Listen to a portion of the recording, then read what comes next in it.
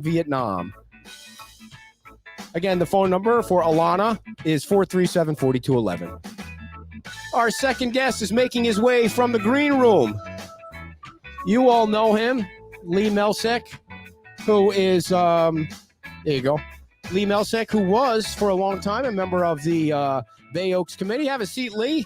The crowd is going wild waiting for you to come in and sit in. It's been a while since you were on the show. We appreciate you coming down. And how are things with you? Nice and close with the microphone. And come on in, dear. Back in. Yeah.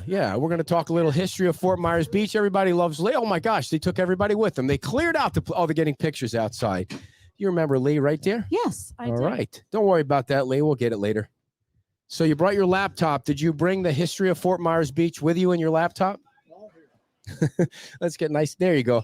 So were you recently traveling somewhere? I saw you posted on Facebook. Were you out of town somewhere? I was in Chicago. Yeah, that one's not on, dear. Give him your microphone. He might have shut it off when he left. There we go. So, you're from Chicago. I'm sorry about that comment I made earlier about the gunfire. Yeah, you're getting a lot of comments about that. And because of your ignorance. I'm not ignorant. There is a lot of killing in Chicago, dear. Well, why isolate one? Just move on. Well, you brought it up again. Yeah, I have an uncle up there. Yeah. And my brother and I go up periodically to look after him. Gotcha. So, Lee, what have you been up to lately? I haven't seen much of you since you finished your time on the Bay Oaks Committee. So, what have you been up to? I do as little as possible. Now, Lee, you were also a member, not a member, but an employee of the News Press back 32 years. Back when the newspapers really had a staff and they were out there digging into the journalism. Exactly. I was the investigative reporter at the News Press for all of Fort Myers. 32 years for all of Lee County, Southwest Florida. Mm-hmm. What's one of the biggest stories you remember covering? Probably the biggest was our 6-month investigation of 3 county commissioners, Lee County commissioners, who, after our stories, all went to prison. They were accepting hookers from their sewer contractor. I see. Hookers from the sewer contractor? Not from the sewer, dear, from the sewer contractor. I said the sewer contractor. Gotcha. So that was a biggie. That's frowned upon in Lee County for some reason? Well, apparently it wasn't at the time within County Hall, but yeah. By the way, who were they?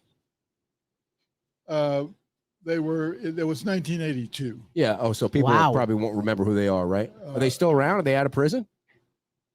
2 of them are still around. One of them moved to Georgia. Yeah, they didn't serve much time. I see. You don't go to prison for very long in Florida for political corruption. Right. It's just more of an embarrassment, right? So let me just ask a follow-up to that. So what was the biggest story you covered on the beach? What was the biggest beach story back through all that time? I didn't cover the beach really, but the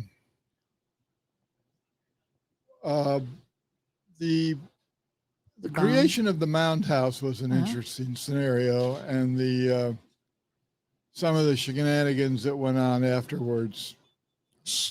Do tell. Shenanigans being what? What do you mean? At the Mound House or around the Mound House? Yeah. Well, one of our we've had a lot of managers out here. Yeah. We go through managers almost monthly, but one of the managers back then, who had been manager of Lee County, got together with a boat owner, a tour boat owner, and put him in charge of managing the Mound House. Mm-hmm.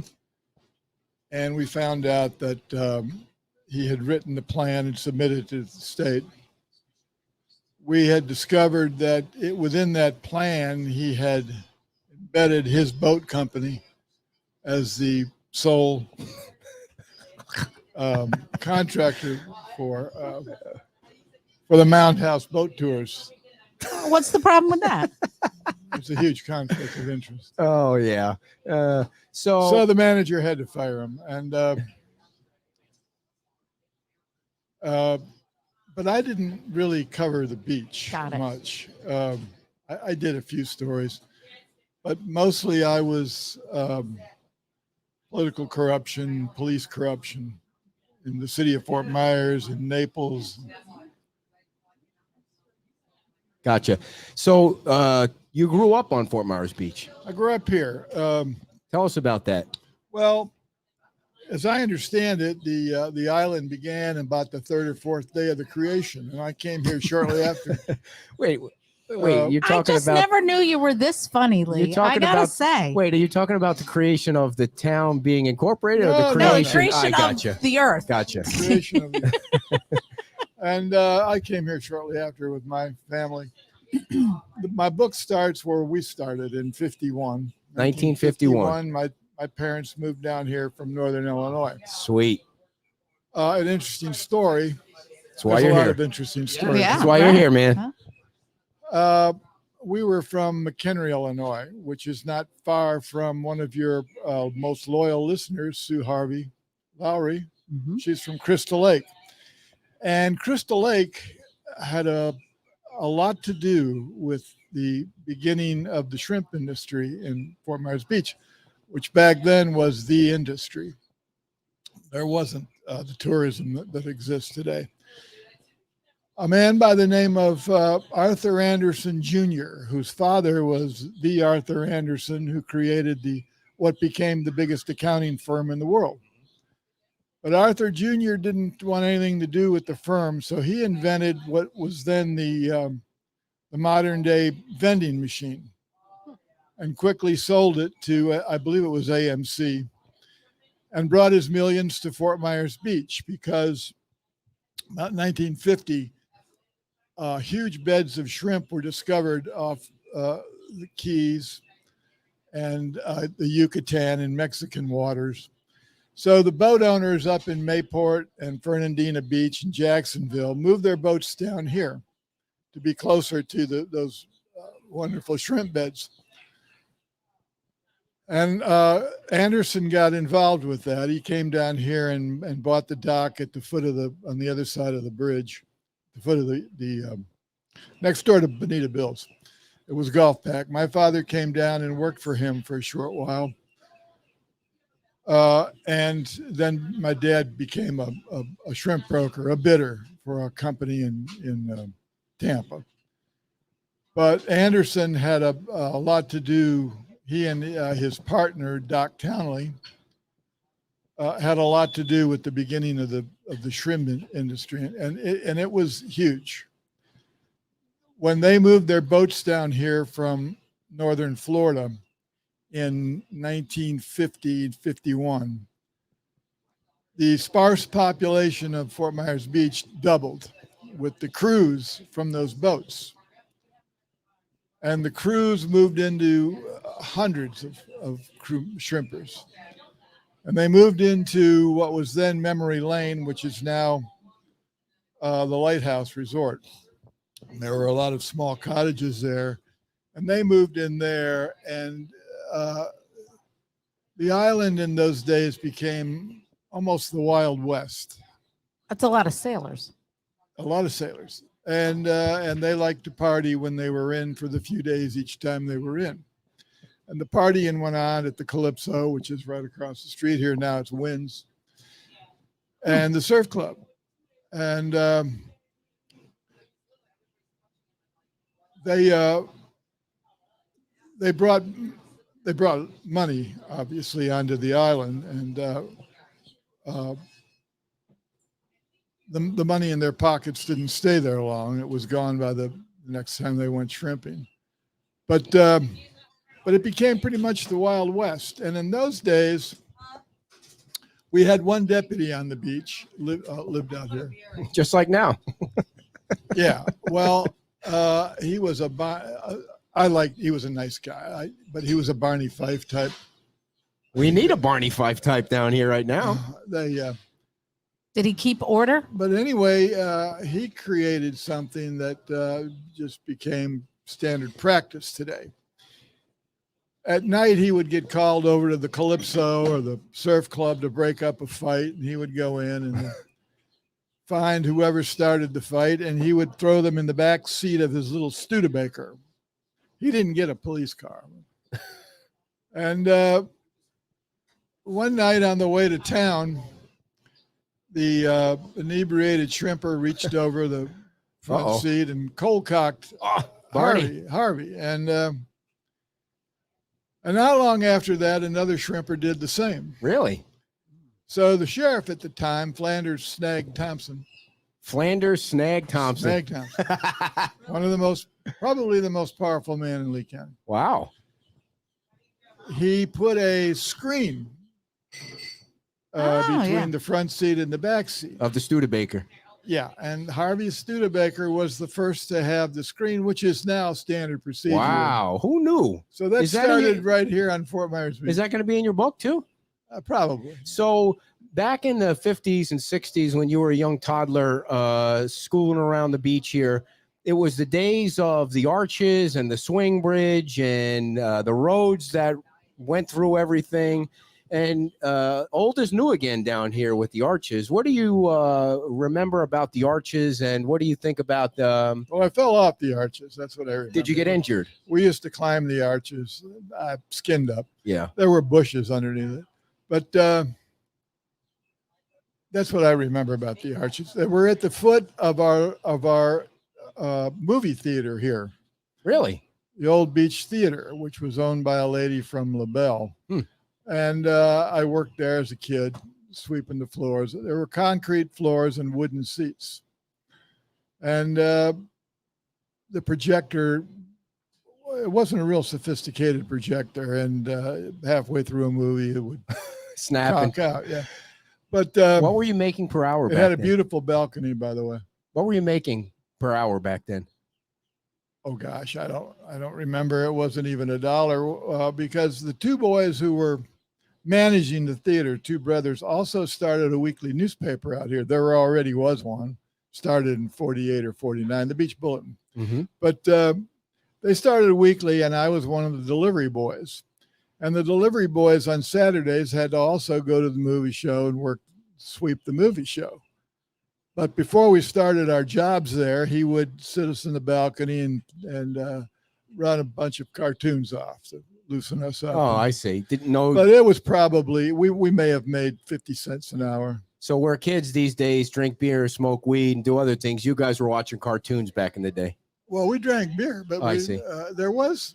I don't remember any drugs. Yeah. Now I know that the shrimpers would bring their drugs in. I see. But the From kids Mexico? didn't hang out with the shrimpers. So I don't remember the drugs. But I'll tell you another funny story. Okay. Yeah, shut up. Across the street here, in those days it was a Tip Top. It was owned by a Greek family who lived up in Fort Myers. The whole family would come out every morning, and they started with a popcorn trailer. And the next year they put in a little slab and people could sit there and eat hot dogs. And the third year he built the building you see over there. Well, it's been changed a lot, but he built the Tip Top. You could go inside and eat. And he had an outside bar.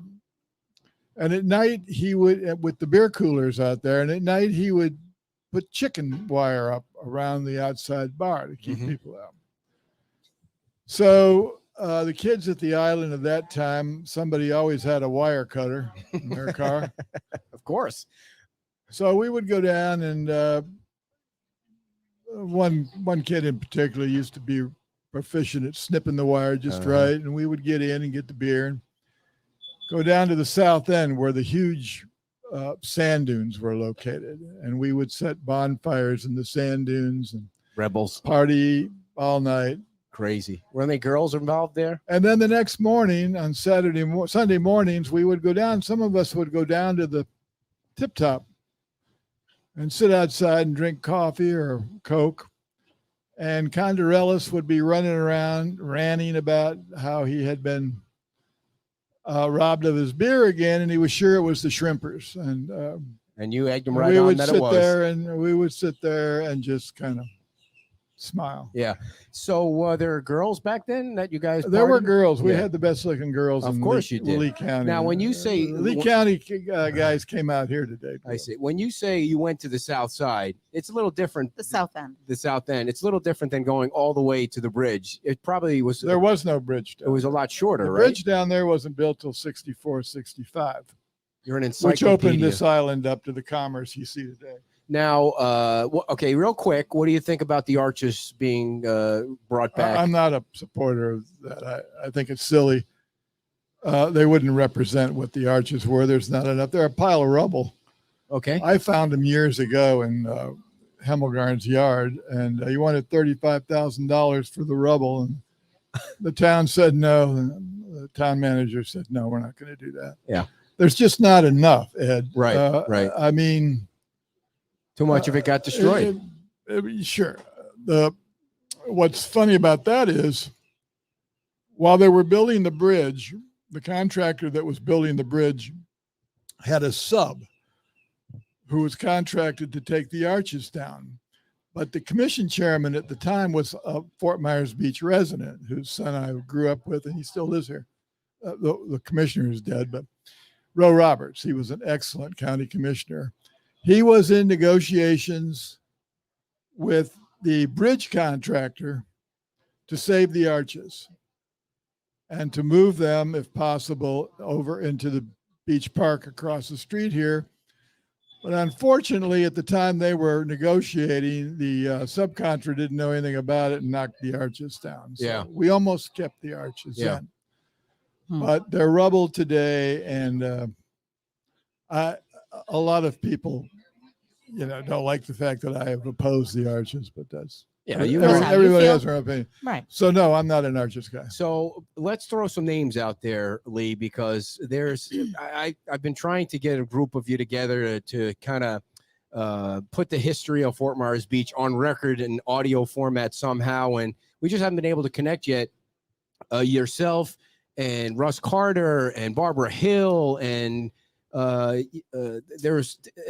unfortunately it's a dwindling group of people. AJ Bassett, who there I are had a two chance real to talk historians of Fort Myers Beach, and probably the two oldest long-time residents, people who grew up here, are AJ Bassett and Fran Santini of the Santini family.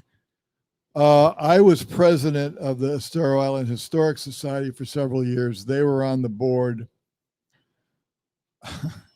They invited me one time to come down to one of their board meetings, and I went, and the next thing I know, they're voting me vice president. But I was president, and AJ and Fran were on the board with some other women. It was all women who had grown up here. AJ and Fran are the last two left, unfortunately. Yeah. But Russ Carter later Russ is a fine man. I grew up on Pearl Street, and he bought a home 2 doors down from the home I grew up in. And the town has put a plaque there as a historic home. Russ is a fine man. Yeah. I like Russ a lot. And he's been doing some history discussions at the library the last couple of months. And Russ can do it. Yeah. Russ can do it. AJ Bassett, like I say, Fran Santini and Russ Carter are your real historians out here. A quick story. I was invited. AJ invited me to her house to talk about the history of the beach, and it was just it was her and her dog, and she lives in a house that's surrounded by vacation rentals and doesn't complain about it. And she just you could sit there with somebody like that for an entire day and just listen to the stories. Yeah. They're fascinating. And the thing that I wanted to mention is you and Barbara and AJ, you talk to them about the history of the beach, but they never complain about you never hear complaints about how it's grown and changed, because it just seems like you guys understand that's what happens. Well, not all of us, but my book doesn't go after the beach today. I mean, I don't want anybody to think that what I'm writing is a criticism of today's island. My book is about how we lived in the 50s, what this island was in the 50s, and who the people were and what they did. Long before we had a government out here, we were supposedly governed by Lee County Commission, but they ignored us, and everyone seemed to like that. We were left alone to live our lives. So that's what although the beginning, the introduction tips a hat to the local chamber, describing how it's become one of Florida's most popular beach resorts, and goes on and on about that. But the book is about how we lived out here in the 50s and who the people were and what it was. What's the and title our of the book? industry was. Well, that'll be probably changed by. I haven't found a publisher yet, and I'm still adding chapters. How many chapters do you think it'll wind up being? And I don't know. I'm up to 15. It's going to be a short book. It's not. These are short stories. Yeah. Each chapter Because is a 15 short chapters story. sounds like a lot. No. I include the battle for Estero Bay, the famous people who came here in the 50s. There's a cornucopia of different subjects. You need to Google that word later. No, so I you know what it is. love the word cornucopia. So and plethora. the book is about the 50s here, what it was, and who we were. So there was shrimping and beer drinking and shenanigans by the arches. What else? Give us kind of a clue what else was going on in the 50s. Well, yeah, this has always been a beer drinking island. Nice. We had 3 bars out here. We had the surf club. Actually, we had Nettie's, which was behind the surf club over the Gulf. It blew down in the 53 hurricane. My buddy and I made a lot of money on that. It blew up the Wurlitzer and all those quarters went. But we had 3 bars. They were all over the beach. So we had 3 bars. The Mermaid, which is now the Beached Whale, and the Calypso, which was originally Godfrey's, which is Winds. Okay. The shrimpers hung out in the Calypso. That's where the noise was. Yeah. And gentlemen drinkers and gentlewomen drinkers drank at the Mermaid, and the in-betweeners drank at the Surf Club. Were you a troublemaker back then? Like you get in fights with the shrimp guys, or no fights at all? No. We went camping a lot. We had access. My 2 best friends, their father owned Sanders Boatyard, which is where Publix is now.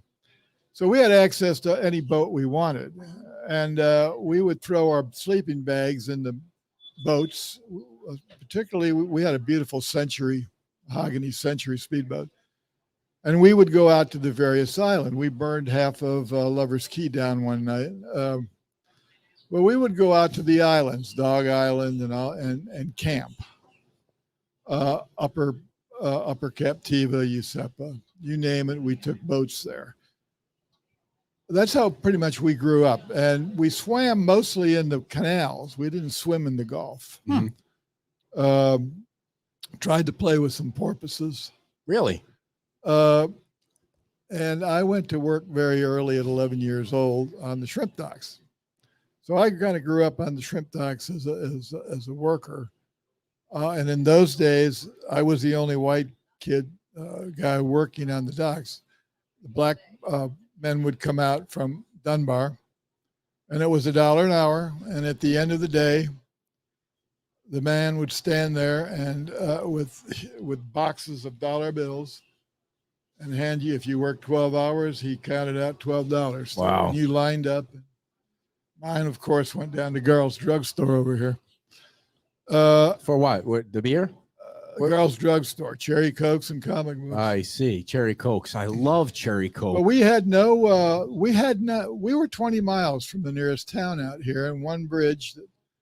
And we had none of the amenities out here that the city had. We had no teen club.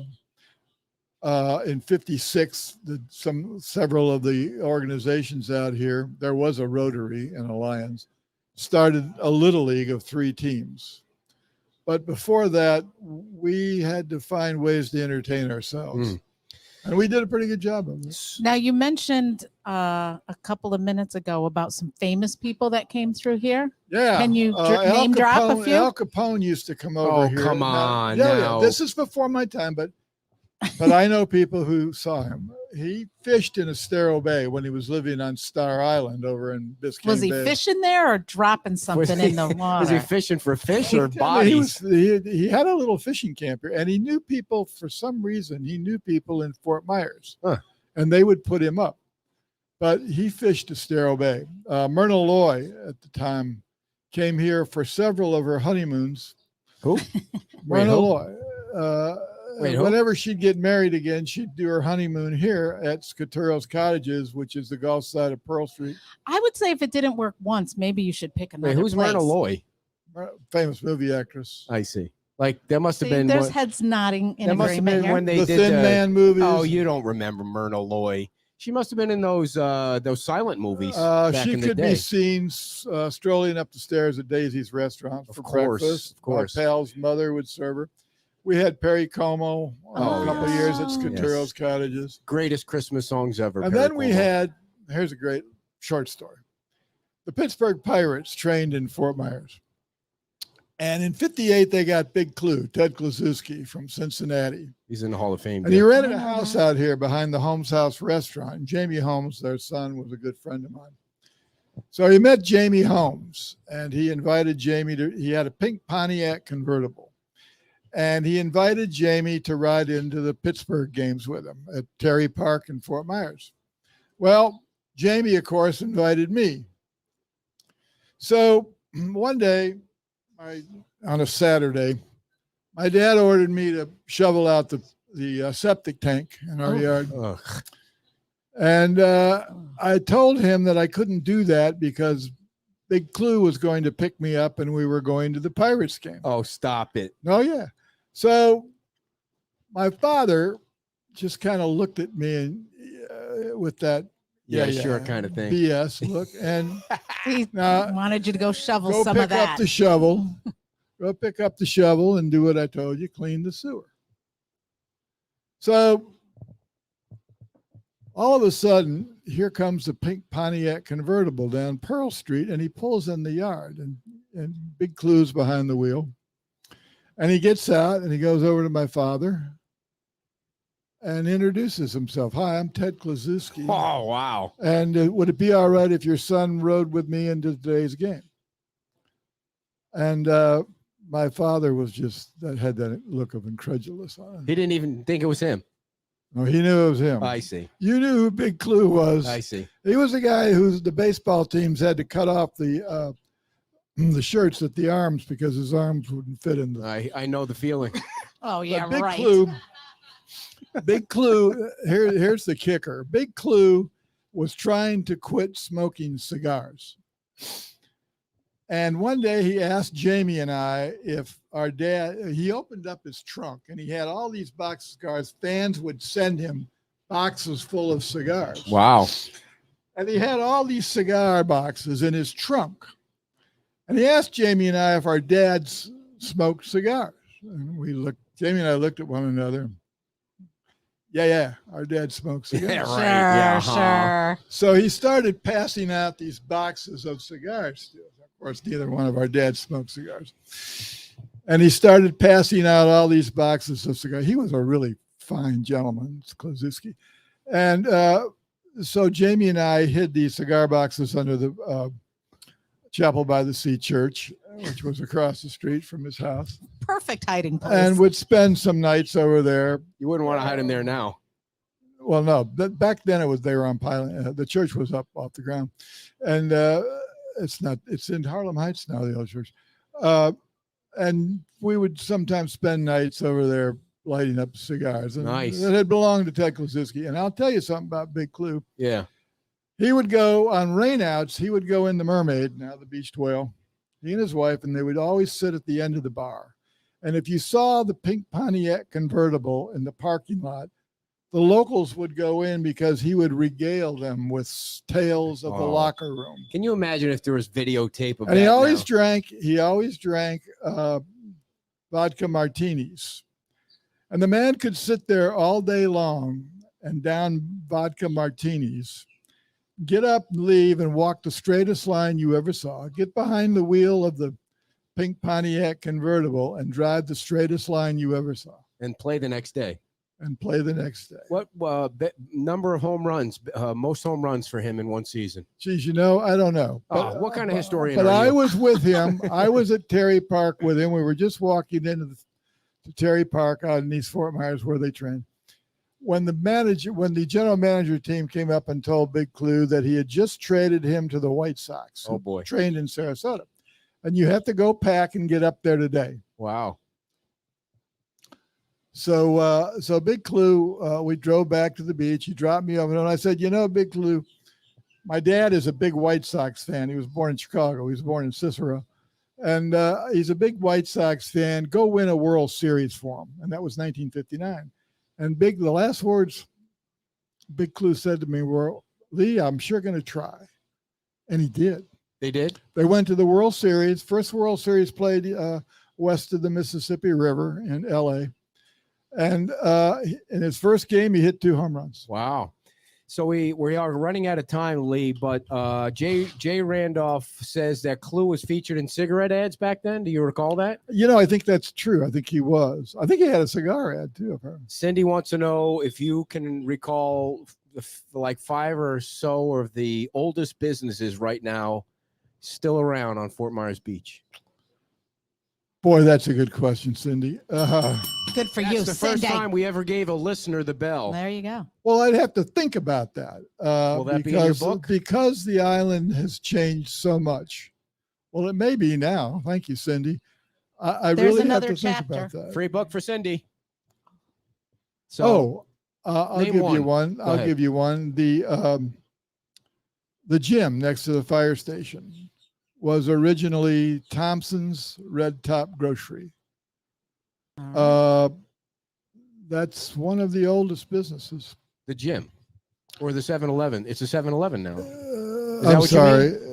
It's the gym, isn't it, or the 7-Eleven? The gym is called next to the fire station. the gym. What's the gym called again? I'm already drawing it. Hammerhead Gym. Hammerhead. Yeah, I believe it was Hammerhead Gym. So Lee, when is the book going to be out? I don't know, Ed. One Got to find a year. publisher. I don't like to. I take my time. I see. But you're releasing. I don't overdo it. You're I'm releasing- retired. I see. And I don't. You're releasing some details on When the Facebook. spirit moves me. That's a song right there, isn't it? Yeah. Well, Lee, Well, we'll have to stay tuned for that. thank you so much for coming on. And as you get closer, we'd like to have you on for like a full hour and talk stories about Yeah, the look, beach. Well- everybody was entertained. Yeah. We can do it. Let me know. I don't. I wish you were on at noon rather than 9. We can do it anytime. I'm retired. 'Cause Ed. you don't We'll, like- we'll make a special. We'll make a special engagement. Yeah, Well, we you can know. just do it. If we get AJ together with Barbara and you and Russ You guys in a pick room, the time. we'll just go to the library one day and shoot the breeze about the history. I mean, I could do that all day long. I just love history. So, Well, there's a lot of history on this island, yeah. And unfortunately, and this really, a lot of the people who come down here now, and a lot of the leaders out here, your council, people from elsewhere who haven't really been here that long, they're just not interested in a lot of history. When I was president of the Historic Society, we used to get this town, we used to try to get the town to, cooperate with us and join us and maybe, shell out a few dollars here and there to us. And there just wasn't an interest. There are buildings out here. There are structures out here that are historic. Yeah. And it's nice to see that the old cotton shop down here isn't going to be knocked down. Right. And some of the people who own those old buildings, the first schoolhouse is here, by the Page Mayhew Cottage, down next to where Holmes House Restaurant used to be. That may be the oldest, Cindy. One of these days, it's going to give way to development. Yeah. And a lot of the owners of those places are willing to give these places to the town if you move it and have a place to put it. Right. And I spent a lot of time when I was with Historic Study trying to find a place like Sanibel has. They have a historic village there. Mm-hmm. And if you've never been there, you should. It's really, I didn't even know that. yeah, they have a historic village with all the oldest places. That would be So cool. They moved them there. Maybe they should put that behind town hall instead of a new mooring Unfortunately, field. you don't have the people here that are that interested in the island's history. Well, Lee, thanks so much for coming Thank you on. We so appreciate much. it. Ladies and gentlemen, Lee Melsek, the new historian on the beach. And we'll be looking forward to your book. Former shrimper. Thank you, Lee. and- Grab his microphone, Thank dear. you. And before we have our round table discussion, you know what would be cool, wife? If we got one of those island carts and put Lee and Barbara and AJ Bassett in the cart Yeah. and went around to all the historic places. Yeah, that would be And good. speaking You of want me to- island carts, we have to connect the last microphone, which Okay.